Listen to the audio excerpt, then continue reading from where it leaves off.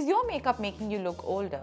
You're probably making common mistakes that you want to avoid. Keep watching this video so you can find out how to have that timeless beauty and make sure your makeup looks flawless.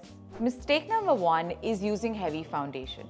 Instead, you want to use something that is a lightweight foundation or a skin tint so that it can prevent setting into your fine lines or wrinkles. Your skin needs to breathe while making you look flawless.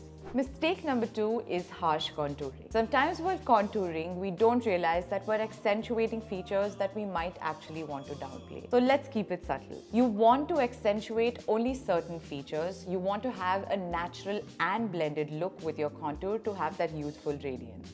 Mistake number 3 is using dark matte lip colors. These can actually make your lips look smaller or even emphasize the fine lines. Opt for something that's light and natural to have that plump look. A bonus tip is you can also try that ombre lip color to add that little fullness. Powder oh powder. Mistake number 4 is using too much setting powder. So actually this can set into your fine lines or creases and make your skin look drier. A little touch is all you need to set your makeup and make your skin still look youthful.